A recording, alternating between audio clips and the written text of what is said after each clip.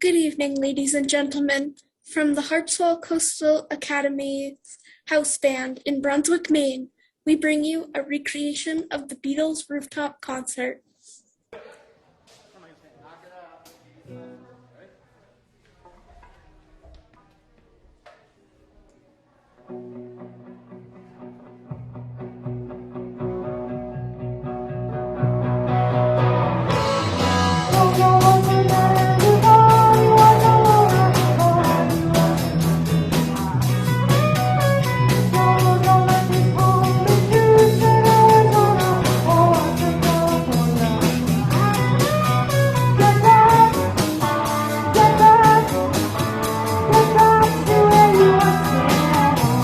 We interrupt our program with music to bring you a special bulletin. At 20 minutes before 8 Central Time, Professor Farrell of the Mount Jennings Observatory in Chicago, Illinois, reports observing several explosions of incandescent gas occurring on the planet Mars. The spectroscope indicates the gas to be hydrogen and moving towards the Earth with enormous velocity. Professor Pearson of the observatory at Princeton confirms Farrell's observation and describes the phenomenon as, quote-unquote, like a jet of blue flame shot from a gun. We now return you to the music of the Beatles, playing for you from the roof of their studio in London.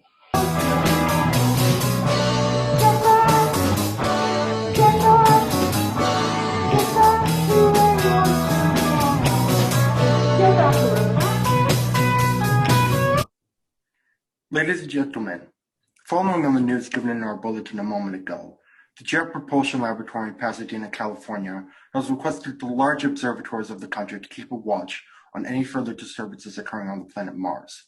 Due to the unusual nature of this, we have arranged an interview with noted astronomer Professor Pearson, who will give us his views on the event. We take you now to Princeton, New Jersey.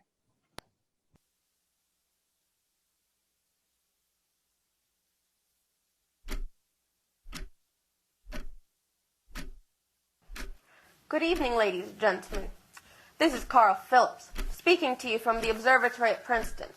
I'm currently standing in a large, semicircular room, pitch black, except for an oblong split in the ceiling. Through this opening, I can see a sprinkling of stars that cast a kind of frosty glow over the huge telescope. The ticking sound you hear is the vibration of the clockwork. Professor Pearson stands directly above me on a small platform, peering through a giant lens.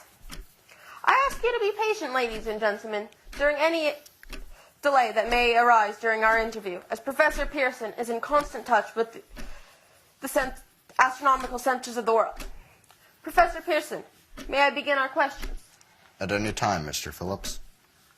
Professor, would you please tell our audience exactly what you see as you observe the planet Mars through your telescope? Nothing unusual at the moment, Mr. Phillips. A red disk swimming in a blue sea. Transverse stripes across the disk. Quite distinct now because Mars happens to be at the point nearest the Earth. In opposition, as we call it. In your opinion, what do these transverse stripes signify, Professor Pearson? Not canals, I can assure you, Mr. Phillips. Although that's the popular conjecture of those who imagine Mars to be inhabited. From a scientific viewpoint, the stripes are nothing more than atmospheric conditions peculiar to the planet.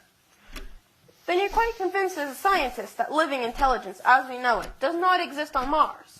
I'd say the chances against it are 1,000 to 1. And yet, how do you account for these gas eruptions occurring on the surface of the planet at regular intervals? Mr. Phillips, I cannot account for it. By the way, Professor, for the benefit of our audience, how far is Mars from Earth? Approximately 40 million miles. Well, that seems safe enough distance. Thank you. Just a moment, ladies and gentlemen. Someone has just handed Professor Pearson a message, and he's passed it to me to read. It's from Dr. Gray of the National History Museum, New York. 9:15 p.m. Eastern Standard Time. Seismograph registered shock of almost earthquake intensity occurring within a radius of 20 miles of Princeton. Please investigate. Signed, Lloyd Gray, Chief of JPL. Professor Pearson, could this occurrence possibly have something to do with the disturbance observed on the planet Mars? Hardly, Mr. Phillips. This is probably a meteorite of unusual size, and its arrival at this particular time is merely a coincidence. However, we shall conduct a search as soon as daylight permits. Thank you, Professor. Ladies and gentlemen, for the past 10 minutes, we've been speaking to you from the observatory at Princeton, bringing you a special interview with Professor Pearson, noted astronomer. This is Carl Phillips speaking. We're returning you now to our New York studio. Ladies and gentlemen, here's the latest bulletin from Intermedia News. Toronto, Canada. Professor Morse of McGill University reports observing a total of 3 explosions on the planet Mars. This confirms early reports received from American observatories. Now, near our home, comes a special announcement from Trenton, New Jersey. It is reported that a huge flaming object, believed to be a meteorite, fell on a farm in the neighborhood of Grover's Mill, New Jersey, 22 miles from Trenton. The flash in the sky was visible within a radius of several hundred miles, and the noise of the impact was heard as far north as Elizabeth. We've dispatched a special mobile unit to the scene, and we'll have our commentator, Carl Phillips, give you a word description as soon as he can reach there from Princeton. In the meantime, return you to the music of the Beatles.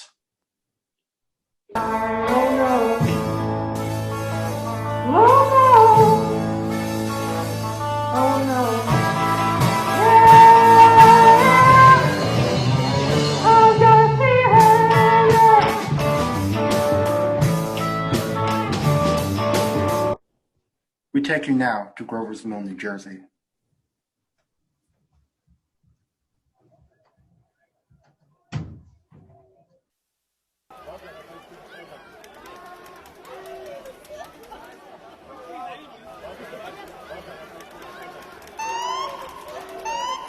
This is Carl Phillips again at the Wilmot Farm, Grover's Mill, New Jersey. Professor Pearson and myself made the 11 miles from Princeton in 10 minutes. Well, I hardly know where to begin. I just got here. I haven't had a chance to look around yet. I guess that's it. Yes, I guess that's the thing, directly in front of me, half buried in a vast pit. It must have struck with terrific force. The ground is covered with splinters of a tree it must have struck on its way down. What I can see of the object itself doesn't look very much like a meteor. At least not the meteors I've seen. It looks more like a huge cylinder. It has a diameter of... What would you say, Professor Pearson? What's that? What would you say? What is the diameter? About 30 yards. About 30 yards. The middle on the sheath is, well, I've never seen anything like it. The color is a sort of yellowish white. Curious spectators are now pressing close to the object despite the efforts of the police to keep them back. They're getting in front of my line of vision. Would you mind standing to one side, please? Ladies and gentlemen, I wish I could convey the atmosphere. The background of this fantastic scene. Hundreds of cars are parked in a field in back of us. Police are trying to rope off the roadway leading to the farm, but it's no use. They're breaking right through. Cars' headlights throw an enormous spot on the pit where the object's half buried. Some of the more daring souls are now venturing near the edge. Their silhouettes stand out against the metal sheen. One man wants to touch the thing. He's having an argument with a policeman. The policeman wins. Now, ladies and gentlemen, there's something I haven't mentioned in all this excitement. But now it's becoming more distinct. Perhaps you've caught it on your end already. Listen. Do you hear it? It's a curious humming sound that seems to come from inside the object. I'll try to get closer. No, we're not more than 25 feet away. Can you hear it? Oh, Professor Pearson? Yes, Mr. Phillips? Can you tell us the meaning of that scraping noise inside the thing? Possibly the unequal cooling of its surface. I see. Do you still think it's a meteor, Professor? I don't know what to think. The metal casing is definitely extraterrestrial, not from this Earth. Friction with the Earth's atmosphere usually tears holes in a meteorite. This thing is smooth and, as you can see, with a cylindrical shape. Just a minute. Something's happening. Ladies and gentlemen, this is terrific. This end of the thing is beginning to flake off. The top is beginning to rotate like a screw. The thing must be hollow. Ladies and gentlemen, this is the most terrifying thing I've ever witnessed. Wait a minute. Someone's crawling out of the hollow top. Someone, or something. I can see peering out of that black hole 2 luminous discs. Are they eyes? It might be a face. It might be... Good heavens. Something's wriggling out of the shadows. No, it's another one. And another. There. I can see the thing's body. It's large. Large as a bear, and it glistens like wet leather.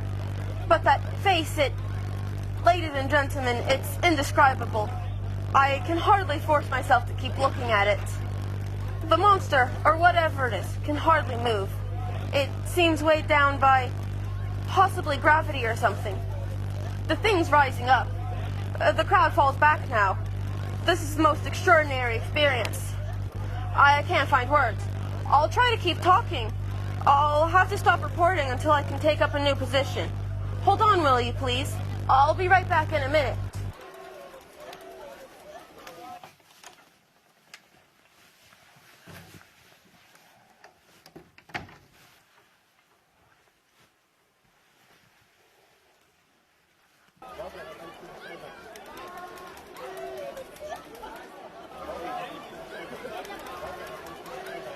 Ladies and gentlemen, am I on? Ladies and gentlemen, here I am back of a stone wall that adjoins Mr. Wilmot's garden. From here I get a sweep of the whole scene. I'll give you every detail as long as I can talk, as long as I can see. They're drawing up a cordon in front of the pit. About 30 of them. There's no need to push the crowd back. They're willing to keep their distance. The captain is conferring with someone. We can't quite see who. Oh, yes.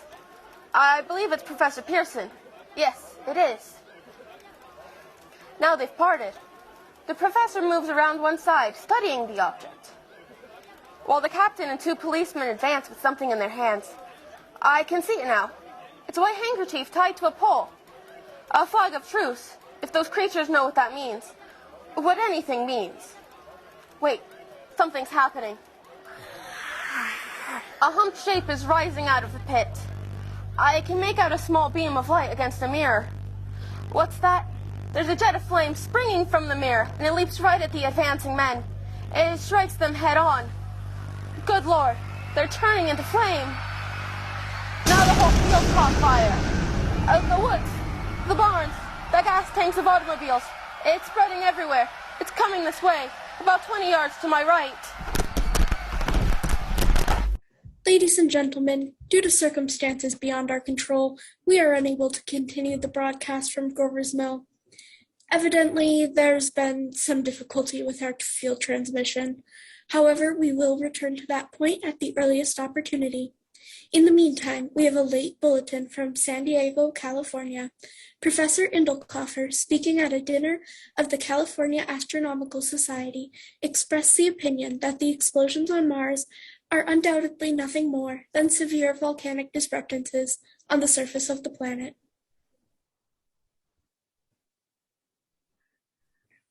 Ladies and gentlemen, I have just been handed a text message that came in from Grover's Mill.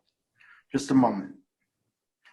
At least 40 people, including 6 state troopers, lie dead in a field east of the village of Grover's Mill, their bodies burnt and distorted beyond all possible recognition. The creatures, after unleashing their deadly assault, crawled back into their pit and made no attempt to prevent the efforts of the firefighters to recover the bodies and extinguish the fire. Combined fire departments of Mercer County are fighting the flames which menace the entire countryside. We have been unable to establish any contact with our mobile unit at Grover's Mill, but we hope to be able to return you there at the earliest possible moment. In the meantime, we take you. Just one moment, please. Ladies and gentlemen, I have just been informed that we have finally established communication with an eyewitness of the tragedy. Professor Pearson has been located at a farmhouse near Grover's Mill, where he has established an emergency observation post. As a scientist, he will give you his explanation of the calamity. The next voice you hear will be that of Professor Pearson.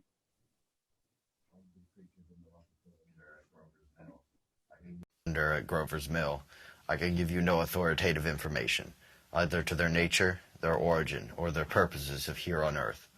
Of their destructive instrument, I might venture some conjectural explanation. For want of a better term, I shall refer to the mysterious weapon as a heat ray.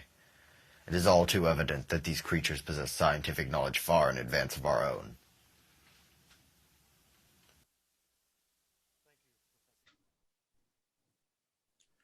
Thank you, Professor Pearson. Ladies and gentlemen, here's a bulletin from Trenton. The charred body of Carl Phillips has been identified in the Trenton Hospital. The Office of the Director of the National Red Cross reports 10 units of Red Cross emergency workers have been assigned to the headquarters of the state militia stationed outside Grover's Mill, New Jersey. Here is a bulletin from State Police, Princeton Junction. The fires at Grover's Mill and vicinity are now under control. Scouts report all quiet in the pit and no sign of lava appearing from the mouth of the cylinder. And now, ladies and gentlemen, we take you to the field headquarters of the state militia near Grover's Mill, New Jersey.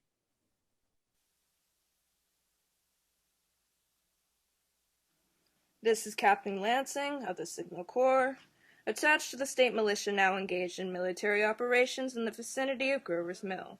Situation arising from the reported presence of certain individuals of unidentified nature is now under complete control. The cylindrical object which lies in a pit directly below our position is surrounded on all sides by 8 battalions of infantry, without heavy field pieces but adequately armed with rifles and machine guns. All calls for alarm, if such cause ever existed, is now entirely unjustified. The things, whatever they are, do not even venture to poke their heads above the pit. I can see their hiding places, plainly in the glare of the searchlights here. With all their reported resources, these creatures can scarcely stand up against heavy machine gun fire. Anyway, it's an interesting outing for the troops.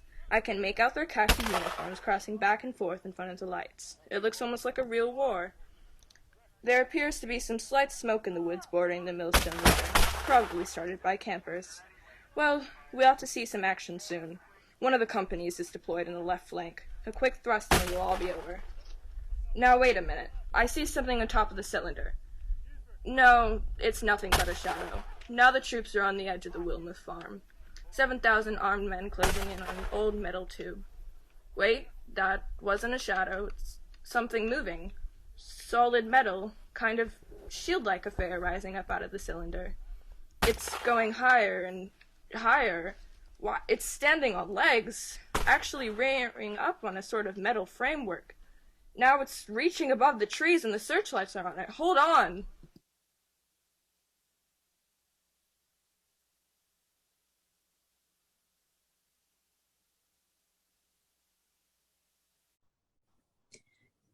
Ladies and gentlemen, I have a grave announcement to make. Incredible as it may seem, both the observations of science and the evidence of our eyes lead to the inescapable assumption that those strange beings who landed on the Jersey farmlands tonight are the vanguard of an invading army from Mars. The battle which took place tonight at Grover's Mill ended in one of the most startling defeats ever suffered by any army in modern times. 7,000 men armed with rifles and machine guns pitted against a single fighting machine of the invaders from Mars. Only 120 known survivors, the rest strewn over the battlefield, from Grover's Mill to Plainsboro, crushed and trampled to death under the metal feet of the monster, or burned to cinders by its heat ray. Highways to the north, south, and west are clogged with frantic human traffic. Police and Army reserves are unable to control the mad flight. At this time, martial law prevails throughout New Jersey and eastern Pennsylvania. Bulletins too numerous to read are piling up in the studio here. We are informed the central portion of New Jersey is blacked out due to the effect of the heat ray upon power lines and electrical equipment. Attempts made to locate Professor Pearson of Princeton, but it is feared he was lost in the battle. Langham Field, Virginia. Scouting planes report 3 Martian machines visible above treetops, moving north towards Somerville, with population fleeing ahead of them. Their apparent objective is to crush resistance, paralyze communication, and disorganize human society. Just a moment, please. Ladies and gentlemen, we've managed to make contact with the artillery line to give you direct reports on the advancing enemy. We take you to the battery of the 22nd Field Artillery, located in the Watchung Mountains.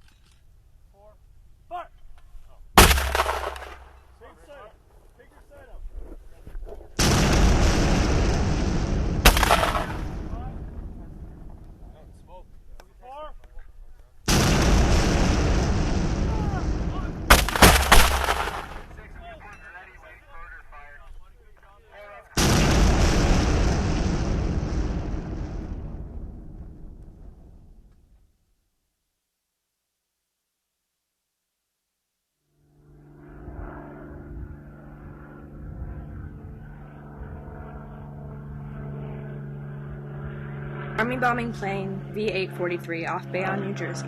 Enemy tripod machines now in sight. Reinforced by 3 machines from the Morristown cylinder. 6 altogether now turn east, crossing Passaic River into the Jersey marshes. Evident objective is New York City. They're pushing down a high-tension power station. The machines are close together now and we're ready to attack. Planes circling. Ready to strike. 1,000 yards will be over the first. 800 yards. 600. 400. 200. There they go. The giant arm raised. Green flash. They're spraying us with flame. 2,000 feet. Engines are giving out. No chance to release bombs. Only one thing left. Drop on them, plain it all. We're diving on the first one. Now the engine's gone. 8.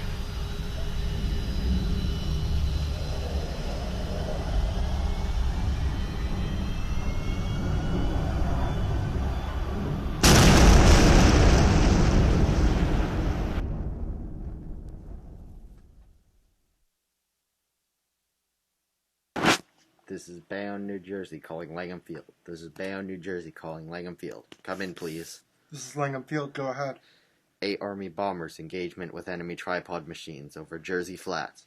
Engines incapacitated by heat ray. All crashed. 1 enemy machine destroyed. Enemy now discharging heavy black smoke in direction of... This is Newark, New Jersey. This is Newark, New Jersey. Warning. Poisonous black smoke pouring in from Jersey machines. Reaches South Street. Gas masks useless. Urge population to move into open spaces. Use routes 7, 23, 24. Avoid congested areas. Smoke now spreading over Raymond Boulevard. 2X2L calling CQ. 2X2L calling CQ.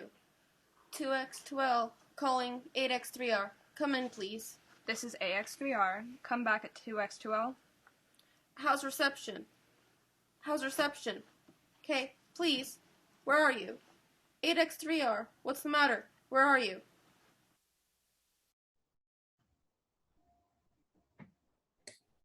I'm speaking from the roof of the Broadcasting Building, New York City. The bells you hear are ringing to warn the people to evacuate the city as Martians approach.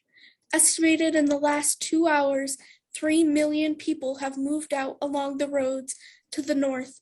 Hutchinson River Parkway still kept open for motor traffic. Avoid bridges to Long Island, hopelessly jammed. All communication with Jersey Shore closed 10 minutes ago. No more defenses. Our army wiped out. Artillery, Air Force, everything wiped out. This may be the last broadcast. We'll stay here till the end. People are holding service below us, in the cathedral. Now I look down the harbor, all manners of boats, overloaded with fleeing population, pulling out from the docks. The streets are jammed. There's noise in the crowds like New Year's Eve in the city. Wait a minute. The enemy is now in sight above the Palisades. 5 great machines. The first one is crossing the river. I can see it from here, wading the Hudson like a man wading through a brook. A bulletin's handed to me. Martian cylinders are falling all over the country. One outside Buffalo, one in Chicago, St. Louis. They seem to be timed in space. Now the first machine reaches the shore. He stands watching, looking over the city. His steel, cowlish head is even with the skyscrapers. He waits for the others. They rise like a line of new towers on the city's west side. Now they're lifting their metal hands. This is the end. Smoke comes out, black smoke, drifting over the city. The people in the streets see it now. They're running towards the East River, thousands of them dropping in like rats, trying to run away from it, but it's no use. They're falling like flies. Now the smoke's crossing 6th Avenue, 5th Avenue. It's 100 yards away. It's 50 feet.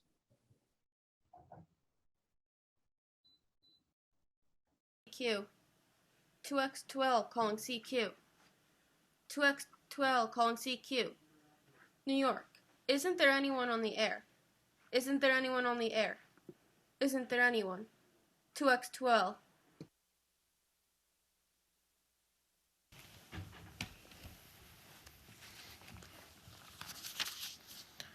As I set down these notes on paper, I am obsessed with the thought that I may be the last living man on Earth.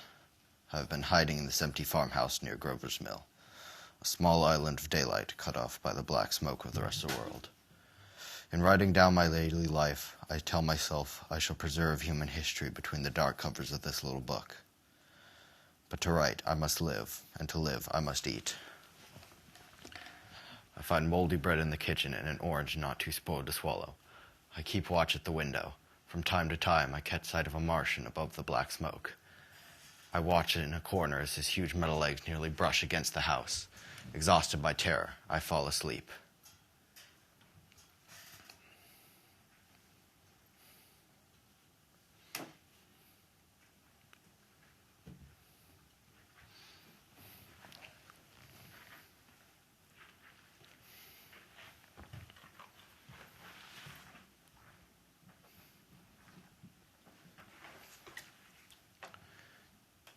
When I wake, the black cloud of gas is lifted, and the scorched meadows to the north look as though a black snowstorm has passed over them. I venture from the house. I make my way to the road. No traffic. Here and there, a wrecked car, baggage overturned, a blackened skeleton. I push north and keep careful watch. I have seen the Martians feed. Should one of their machines appear above the tops of the trees, I'm ready to fling myself flat on the earth. 2 days I wandered until I came to a city. Presently, with an odd feeling of being watched, I caught sight of something crouching in a doorway. I made a step towards it, and it rose up and became a man armed with a large knife. Stop. Where did you come from? I come from many places. A long time ago from Princeton. Princeton, huh? That's near Grover's Mill. Yes. Grover's Mill. There's no food here. This is my country. All this end of town, down to the river. There's only food for one. Which way are you going? I don't know. I guess I'm looking for people. What was that? Did you hear something just then? Only a bird. A live bird. You get to know that birds have shadows these days. Say, when they open here, he's calling through the doorway and talk. Have you seen any Martians? Nah, they've gone over to New York. At night, the sky's alive with their lights, just as if people were still living in it. By daylight, you can't see them. 5 days ago, a couple of them carried something big across the flats from the airport. I believe they're learning how to fly. Fly? Yeah, fly. Then it's all over with humanity. Stranger, there's still you and I. 2 of us left. They got themselves in solid. They wrecked the greatest country in the world. Those green stars, they're probably flying somewhere every night. They've only lost one machine. There isn't anything to do. We're done. We're licked. Where were you? You were in a uniform. Yeah, what's left of it. I was in the militia. National Guard. That's good. Wasn't any war any more than there's war between men and ants. And we're eatable ants. I found that out. What will they do with us? Right now, I've thought it all out. Right now, we're caught as wanted. The Martian only has to go a few miles to get a crowd on the run, but they won't keep doing that. They'll begin catching us systematic, like keeping the best and strongest in cages and things. They haven't begun on us yet. Not begun? Not begun. All that's happened so far is because we don't have enough sense to keep quiet, bothering them with guns and such stuff and losing our heads and rushing off in crowds. Now, instead of our rushing around blind, we've got to fix ourselves up. Fix ourselves up according to the way things are now. Cities, nation, civilization, progress, done. But if that's so, then what is there to live for? Well, there won't be any more concerts for a million years or so. No nice little dinners at restaurants. If it's amusement you're after, I guess the game's up. And what is there left? Life. That's what. I want to live. Yeah, and so do you. We're not going to be exterminated. And I don't mean to be caught either. And tamed and fattened and bred like an ox. What are you going to do? I got a plan. I'm going on. Right under their feet. I got a plan. We men, as men, are finished. Don't know enough. Gotta Live and keep free. And we've got to live and keep free while we learn, see? I've thought it all out, see? Tell me the rest. Well, it isn't all of us that were made for wild beasts. That's what it's gotta be. That's why I watched you. All those little office workers that used to live in these houses, they'd be no good. They haven't any stuff to them. They just used to run off to work. I've seen hundreds of them. Running wild to catch their commuter train in the morning for fear they'd get canned if they didn't.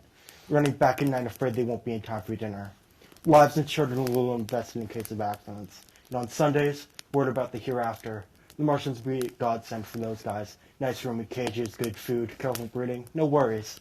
After a week or so chasing about the fields on empty stomachs, they'll come and be glad to be caught. You've thought it all out, haven't you? You bet I have. And that isn't all. These Martians will make pets of some of them, train them to do tricks, who knows, get sentimental over the pet boy who grew up and had to be killed. And some, maybe, they'll train to hunt us. No, that's impossible. No human being would ever... Yes, they will. There's men who will do it gladly. Why, if one of them ever comes after me? In the meantime, you and I, and others like us, where will we go when the Martians own the Earth? I've got it all figured out. We'll live underground. I've been thinking about the sewers. Under New York are miles and miles of them. The main ones are big enough for anybody. And then there's cellars, vaults, underground storms, railway tunnels, subways. You've been to see, eh? We'll get a bunch of strong men together. No weak ones. That rubbish? Out.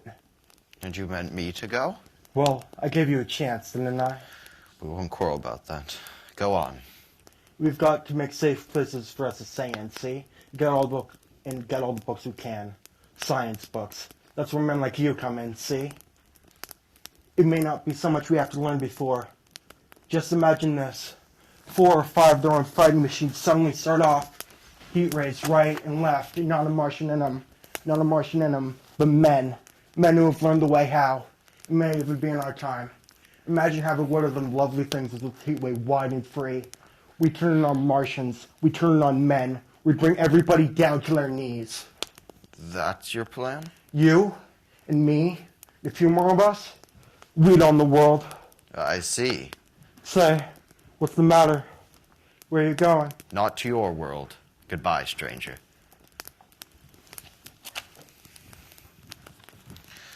After parting with the artilleryman, I came at last to the Holland Tunnel. I entered that silent tube, anxious to know the fate of the great city on the other side. I watched a flock of black birds circling the sky. They circled to the ground, and there, before my eyes, stark and silent, lay the Martians, with the hungry birds pecking and tearing brown shreds of flesh from their dead bodies. Later, it was discovered that the Martians were killed by the disease bacteria against which their systems were unprepared, slain after all man's defenses had failed by the humblest thing upon this earth. Strange it now seems to sit in my peaceful study at Princeton, writing down the last chapters of this record I began at Grover's Mill.